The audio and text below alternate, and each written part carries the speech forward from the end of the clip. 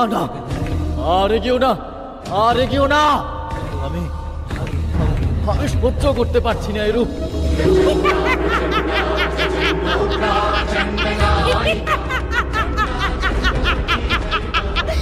মহাবীর, ব্রহ্মবরে বলিয়ান পুরুষ অবদ্ধ মহিষাসুর। কোথায় তোর বীরত্ব? কোথায় তোর মৃত্যু ভয়হীন বুক ভরা দম্ভ? কোথায় কোথায় তোর দম্ভ? উত্তর দে, উত্তর দে, উত্তর দে। না, একই দেখলাম, অষ্টাদশ ভুজা, বিকট কটাক্ষ, নানা অস্ত্রে সজ্জিত কৃষ্ণবর্ণা কেই দেবী?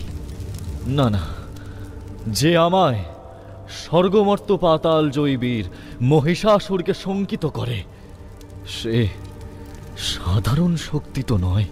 ज्वलत्काञ्चलकुण्डला जटाजूटसखेन्देन्दु मुकुटत्रयभूषिता घण्टां परशुचमूषलां विपपि बाणपाणिधि भद्रकाली।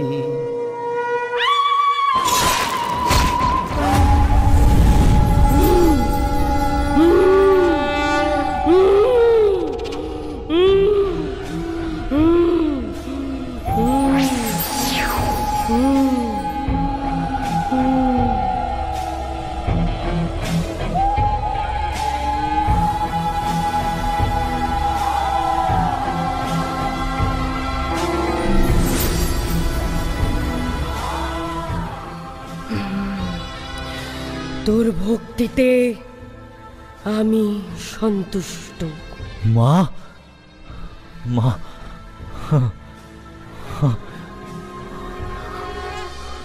প্রণাম দেবী। আমি আপনার কাছে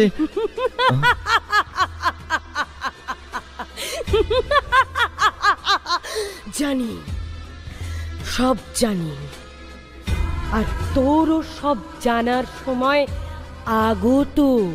ব্রহ্মপুত্র, অষ্টাদশ ভুজা, কৃষ্ণবর্ণা, ভয়ঙ্করী, নানা অস্ত্রে সুসজ্জিতা, মহা উগ্রা, অগ্রচণ্ডা। কিন্তু হে মা, তো রণাঙ্গনে যেই দেবীর সঙ্গে আমি পূর্বে যুদ্ধ করলাম, স্বপ্নে দর্শন করা এই ভয়ঙ্করী তো সে নয়। তবে তিনি কে? ব্রহ্মকল্প। ব্রহ্মকল্পের দর্শন হয়েছে তোর। এই প্রথম কল্পে তোর বিনাশ হয়েছিল এই দেবী হস্তে। দেখ দেখ।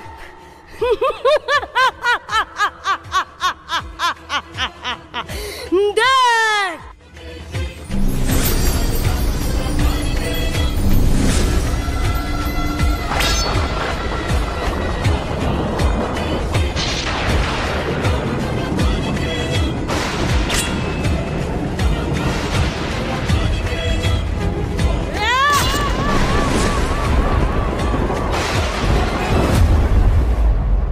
তাহলে এ কোন শক্তি যে আমার সঙ্গে বর্তমান কল্পে অবতীর্ণ হয়েছে? তার আগে আমাকে দেখ, দেখ চিনিস আমাকে?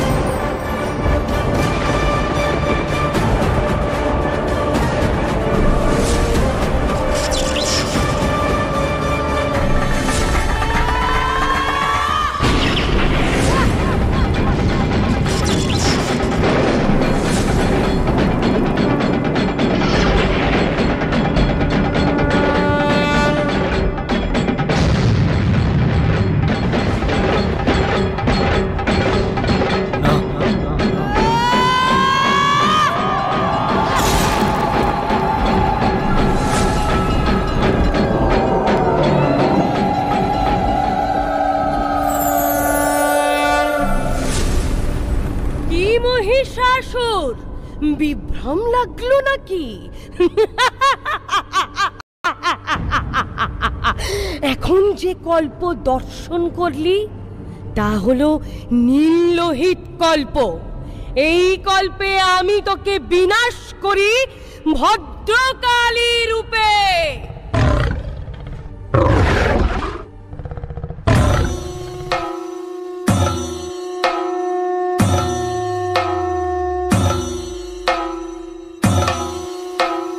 হ্যাঁ, এবার এই দেবীর পরিচয় ব্যক্ত করি। অজস্র প্রশ্নের সদুত্তরের সময় আসন্ন। হে মহিষাসুর, পূর্বে যে 2 কল্পে তোকে তোর পরিণতি দর্শন করালাম, আজ সেই পরিণতির অন্তিম কল্প, শ্বেত বরাহ কল্প। আর এই কল্পে তোর বিনাশের কারণ হবে এই দশভুজা দেবী, ত্রিদেবের অগতির গতিরূপা মহালক্ষ্মী দুর্গা।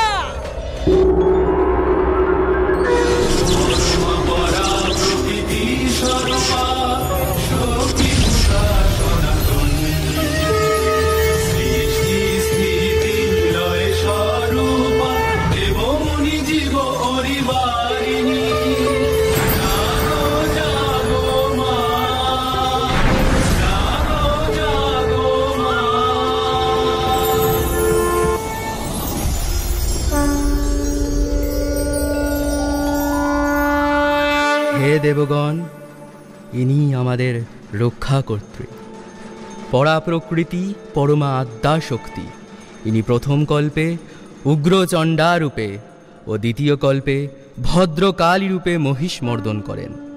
আজ তিনি অন্তিম কল্পে মহিষাসুর মর্দিনী রূপে আবির্ভূত হলেন। ইনি পরব্রহ্ম শক্তি, পরমা প্রকৃতি। ইনি কখনো 10 ভুজা, কখনো 18 ভুজা, আবার কখনো সহস্র ভুজা রূপে দর্শন দেন।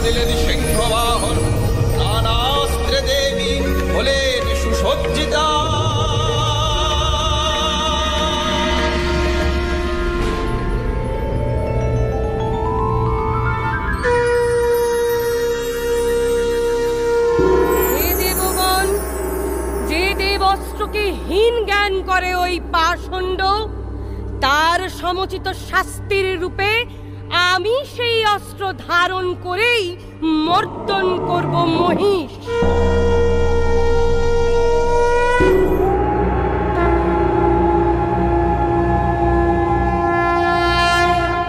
এ তোর কেমন মায়ার খেলা মহিষাসুর?